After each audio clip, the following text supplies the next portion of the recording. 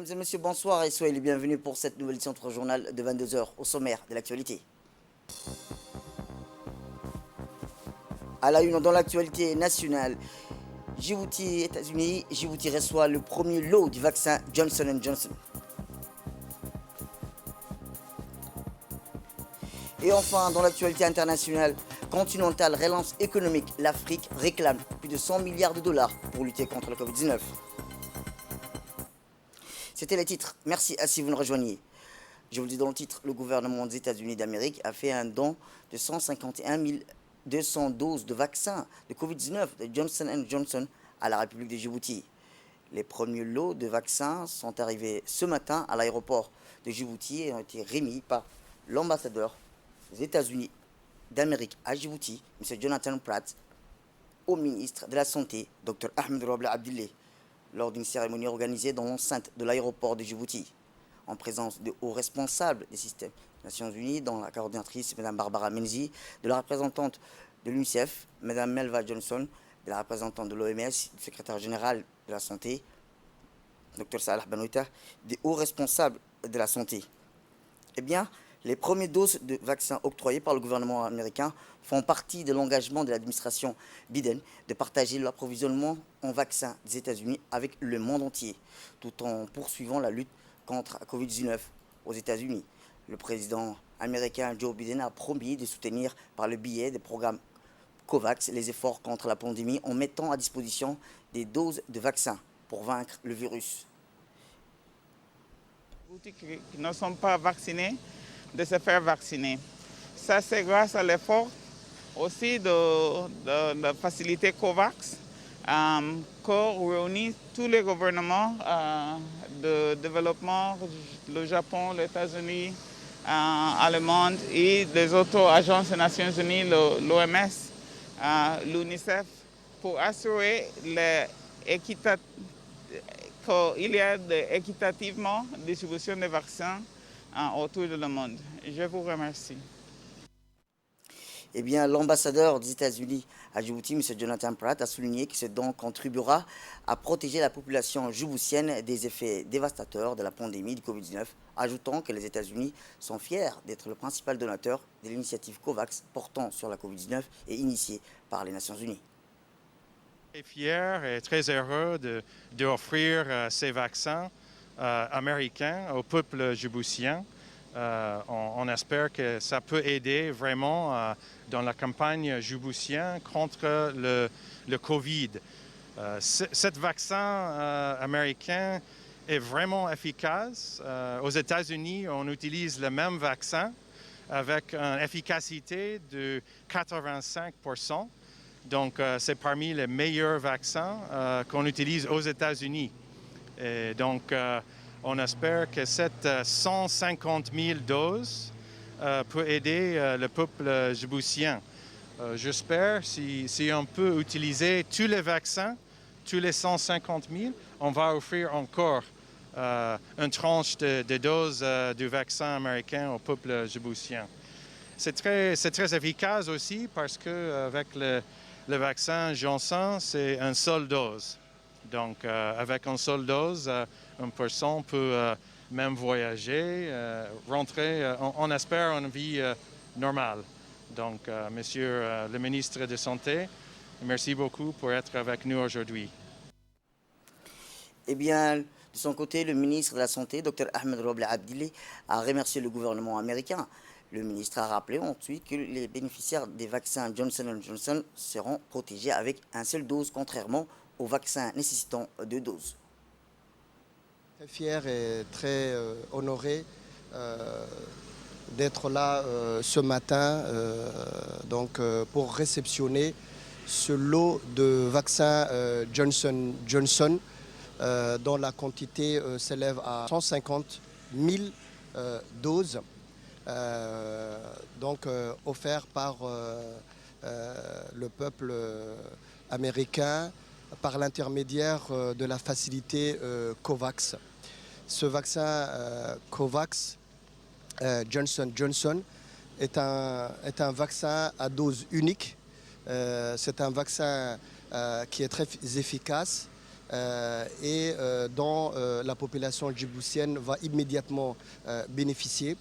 Le ministère de la Santé va immédiatement donc le mettre dans le circuit de la vaccination anti-Covid. Comme vous le savez, depuis l'avènement de cette pandémie du Covid-19, le gouvernement djiboutien, à la tête du président de la République, son Excellence Ismaël Omar Guelleh, n'a ménagé aucun effort pour vraiment contrer cette épidémie et surtout insister sur la prévention. Et la vaccination anti-Covid est la meilleure et la seule arme pour lutter contre la transmission de ce virus du Covid-19. Donc nous sommes très honorés de recevoir ce vaccin, un vaccin qui est homologué par l'OMS à dose unique. Et je suis sûr que la population djiboutienne va en bénéficier assez rapidement. Autre actualité dans ce 22h, c'est aussi le ministre de l'Énergie, M. Younis Ali-Guidi, qui a parrainé hier un atelier de validation d'une loi pour les activités liées à l'Office djiboutien de développement de l'énergie géothermique. En effet, cet atelier a pour objectif de promulguer une loi visant à promouvoir le développement des ressources géothermiques à travers l'exploration des surfaces, les forages des puits et enfin l'exploration de la ressource au profit de l'exploitation géothermique fort louable et bénéfique pour toute la population djiboutienne. L'ODEC, dirigé par le Dr Kayat Moussa Ahmed, conforte la mise en œuvre des objectifs ambitieux du gouvernement djiboutien de valoriser et d'accélérer le développement de l'exploitation des ressources géothermiques indéniables que regorge notre sous-sol. Permettre le développement rapide des ressources géothermiques sur l'ensemble du territoire national. Cet atelier a réuni plusieurs partenaires, dont les représentants du PNUD, les représentants du gouvernement du Japon et de la Russie. D'ailleurs, qui manquait effectivement les différents documents qui ont été mis en place par le gouvernement pour inciter aux différents investisseurs privés justement à investir dans les énergies renouvelables et plus particulièrement la géothermie. Donc ce cadre légal et réglementaire piloté par une unité de gestion des projets au niveau de l'ODEC, en étroite collaboration avec l'équipe du ministère de l'Énergie, a été finalement réalisé et ceci a fait aboutir une loi et un décret justement qui sera promulgué très rapidement.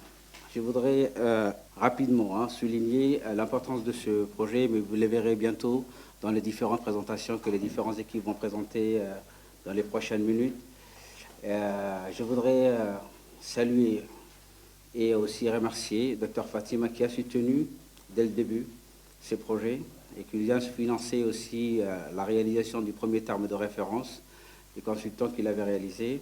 Aujourd'hui, le projet est finalisé, bouclé.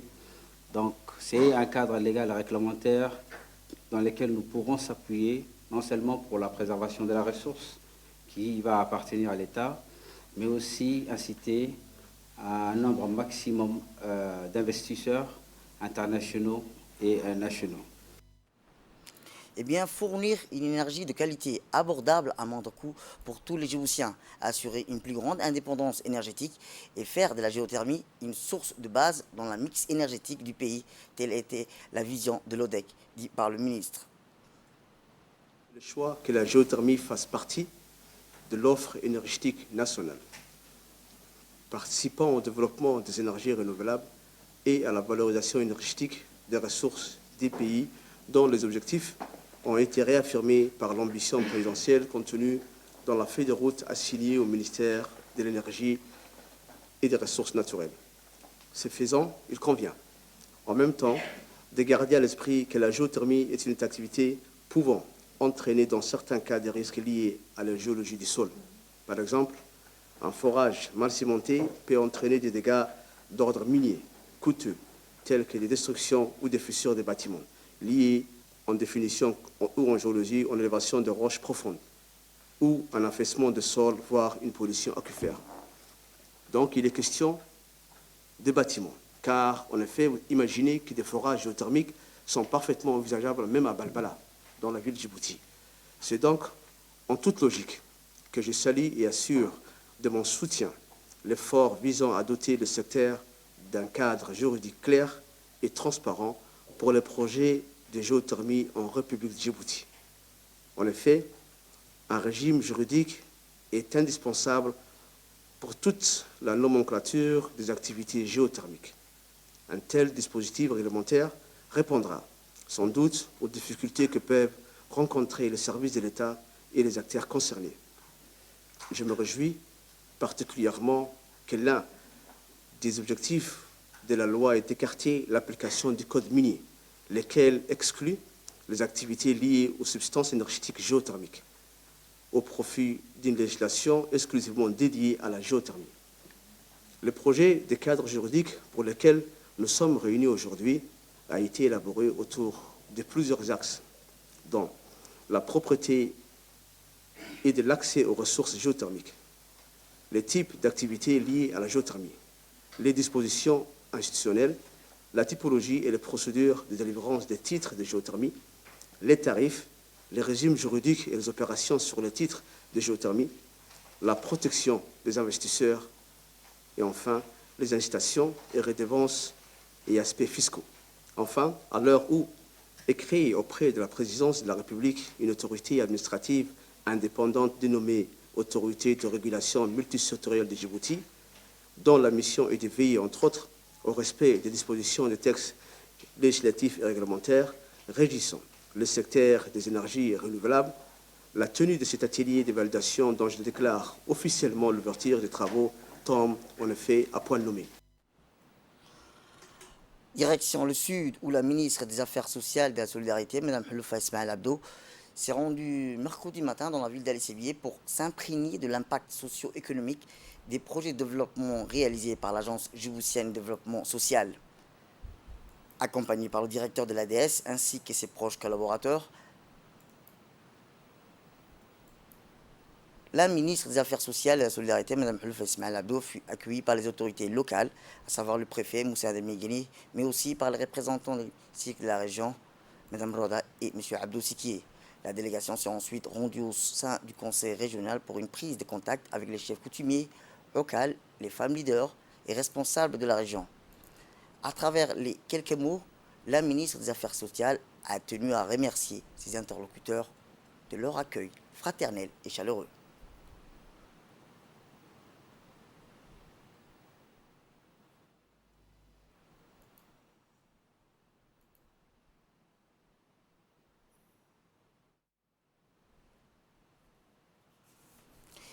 Eh bien, après cette étape, la ministre et sa délégation ont mis le cap vers la sous-préfecture d'Ali Adé, où la population locale l'a accueilli avec ferveur,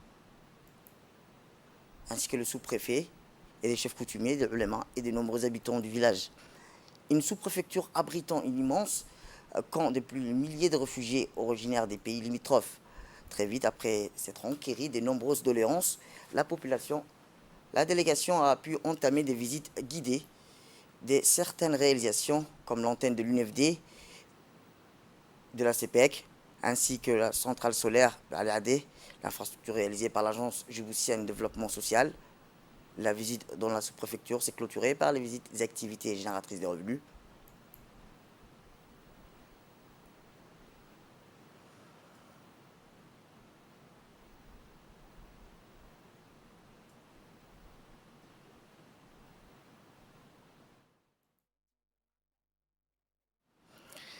Eh bien, sans transition, dans la même journée, la délégation a pu se rendre dans les locaux du guichet social du ministère des Affaires sociales et de la Solidarité, ainsi que ceux du CPEC Sud, pouvant ainsi avoir un aperçu des activités et les défis auxquels ces administrateurs font face. En effet, la ministre et sa délégation furent accueillis par les clients de la CPEC. Elle a tenu, à travers ces quelques mots, à les remercier pour cet accueil et les encourage à utiliser les produits mis à leur disposition par le CPEC.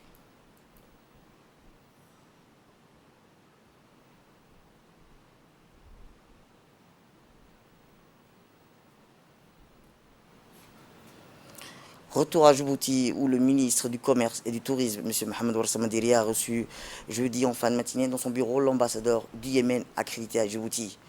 Au cours de cette audience, Les entretiens ont porté sur les relations bilatérales et les moyens de les renforcer davantage, particulièrement dans le domaine du commerce et du tourisme.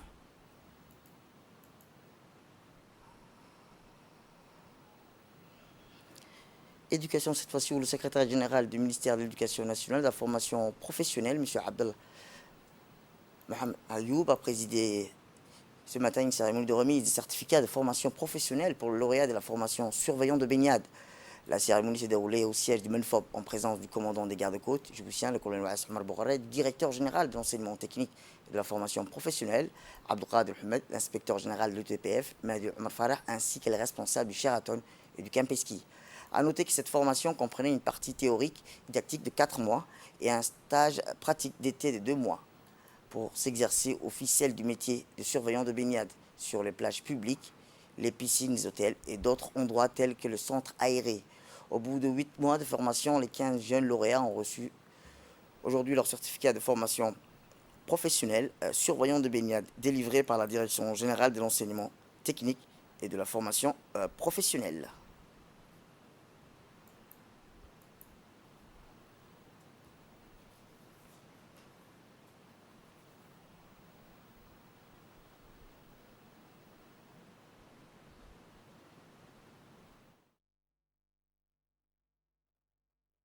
Que cette formation a duré.